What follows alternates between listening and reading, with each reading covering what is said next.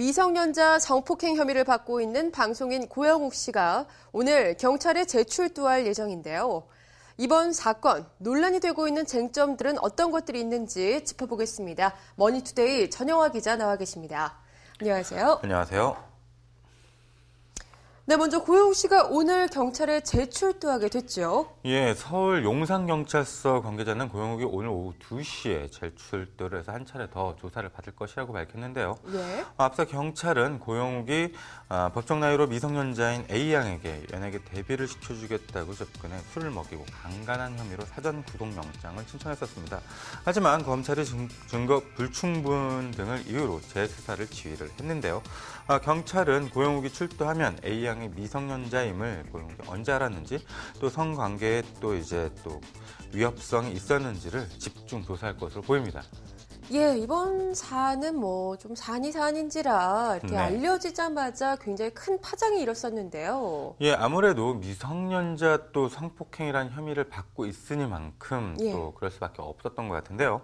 경찰이 내사 상태인 상황에서 고용욱에 대한 혐의가 외부로 알려지면서 걷잡을 수 없을 만큼 이야기가 커졌습니다.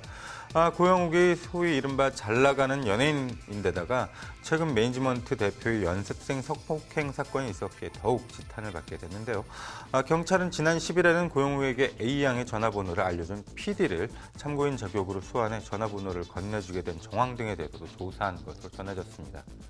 예, 고영욱 씨 사건 소식이 알려진 처음 그 당시부터 많은 분들이 굉장히 큰 충격에 빠지셨을 텐데요. 고영욱 씨는 굉장히 억울하다는 입장을 애초에 처음부터 밝히고 있어요. 네, 고영욱은 지난 9일 홈페이지를 통해서 여러분께 혼란을 드리고 믿음과 사랑에 부응하지 못한 점, 웃음과 기쁨을 드려야 할 자리에서 좋지 못한 일로 이러한 글을 전해드리게 된 점, 모든 것에 깊은 책임을 느끼고 여러분께 실망을 안겨드려 죄송합니다고 심경을 전했는데요. 그것과는 별개로 고영욱은 미성년자와 성관계를 가진 것에 대해서는 잘못이라는 입장이지만 성폭행은 사실과 다르다며 명예는 꼭 회복하고 싶다는 주장을 하고 있습니다. 예, 경찰 측 그리고 고영욱 씨 입장이 상당히 다른 상태입니다. 이번 사건은 처음부터 다시 한번 좀 차근차근 짚어볼 필요가 있을 것 같은데요. 네, 경찰은 고영욱이 지난 3월 30일 자신이 출연한 프로그램 녹화에 참여한 A양을 보고 PD에게 연락처를 물어 외부에서 만난 뒤 사람들의 눈을 피하자며 자신의 오피스텔에 데리고 갔고 또한 그 자리에서 연예인을 시켜주겠다면서 술을 먹인 뒤 강간한 혐의를 받고 있다고 공개적으로 밝혔습니다. 그 뒤 고영욱이 같은 장소에서 4월 5일 A양과 가늠한 혐의도 받고 있고요. 카카오톡으로 주고받은 메시지를 통해서 A양이 고영욱과 사귀는 관계로 오해했기 때문에 두 번째 관계는 성폭행이 아니라 가늠이라는 혐의를 받고 있는 거죠. 고영욱은 하지만 성관계를 맺은 것은 사실이지만 합의에 의한 것이지 강간이 아니었다고 주장하고 있는데요. 미성년자인 점도 몰랐다는 것이고요. 이번 사건은 양측의 주장이 워낙 엇갈리니까 좀 더 지켜봐야 할 것 같습니다. 예, 그렇습니다. 이 양측의 입장이 굉장히 첨예하게 갈리고 있는데요. 이번 사건에서 어떤 점들을 좀 눈여겨봐야 할까요? 예, MC몽 사건을 관심 있게 지켜본 분들은 아시겠지만 처음부터 MC몽이 병역 비리를 저질렀다고 단정하듯이 수사가 진행됐었죠. 공판 과정에서 증인들이 수사에 강제성이 있었다고 증언을 했었습니다. 수사 도중 MBC 뉴스에서 MC몽이 구속된 의사와 주고받은 편지라는 걸 공개해서 MC몽이 더욱 지탄을 받게도 됐습니다만 공판 과정에서는 신빙성이 없다고 드러났었고요. 일종의 여론 재판이었죠. 고영욱도 그런 점에서 사건의 실체가 분명할 때까지 지켜봐야 할 것 같은데요. 검찰이 재수사를 지휘했다는 건 고영욱과 A양이 합의하에 관계를 맺었는지 성폭행을 했는지 불분명하다는 것이고요. 성폭행을 했다는 명확한 증거가 없다는 뜻이기도 합니다. 물론 고영욱이 공인으로서 사생활에 주의를 기울였다면 이런 일 자체가 일어나지 않았겠죠.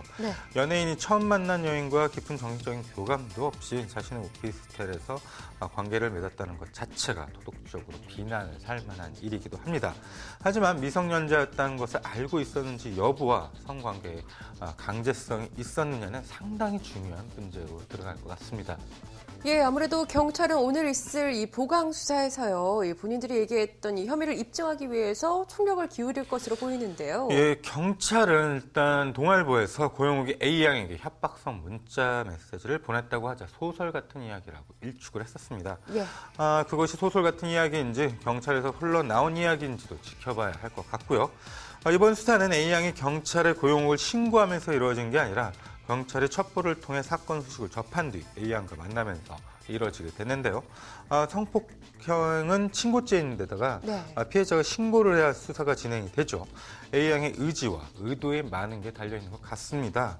경찰은 계속 A양이 고용욱의 처벌을 원한다고 하고 있는 상태고요. 반면 고용욱 측은 A양이 왜 그렇게 이야기를 하는지 알 수가 없다고 주장을 하고 있습니다. 예, 그렇다면 이번에 사건이 해결 실마리를 찾자면 어떤 부분들이 초점이 될지 궁금하거든요. 예, 확실한 물적 자료가 없다면 결국은 양측이 증언에 따라서 정황상 판단이 불가피할 것 같은데요. 우선 A양이 고용욱에게 거부 의사를 분명히 밝혔는지, 그런데도 고용욱이 강제로 제압을 하고 관계를 맺었는지가 중요할 테고요. 고용욱이 연예인을 시켜주겠다는 말로 A양을 유혹하면서 일을 벌였는지에 따라서 또 달라질 것 같아요. 그렇다면 위계에 의한 미성년자, 간음이 적용될 수도 있으니까요. 고용욱이 A양이 미성년자였으면 사전에 알고 있었냐도 중요한 문제고요. 고용욱의 주장대로 합의가 있었다면 미성년자와 또 관계를 맺었다고 해서 무조건 처벌을 받는 것은 아닙니다. 현행법은 13세 미만의 여성과 성관계를 가졌을 경우에 대해서만 무조건적인 처벌 대상인 것으로 규정하고 있습니다. 결국 두 사람이 사건 전후에 나눈 대화 내용이나 주고받은 문자 메시지 등이 고용욱의 혐의를 입증할 주요 단서가 될 것으로 보이는데요. 정황 증거라는 점에서 양측의 증언이 엇갈릴 수 있기 때문에 경찰은 증거 확보에 공을 들일 것으로 보입니다. 그리고 또 오늘 고용욱이 조사를 받고 난 다음에 자신의 입장을 공개적으로 밝힐지 여부도 관심이 쏠리고 있습니다. 예, 기다려보겠습니다. 아직 혐의가 입증될 만한 증거들이 나오지 않았기 때문에 이번 재조사에서 양측의 공방이 더 첨예해질 것으로 예상되고 있는데요. 사건의 진실 좀 더 지켜봐야 할 것 같습니다. 오늘 이야기 여기서 줄일게요. 지금까지 머니투데이 전영화 기자와 함께했습니다. 고맙습니다. 감사합니다.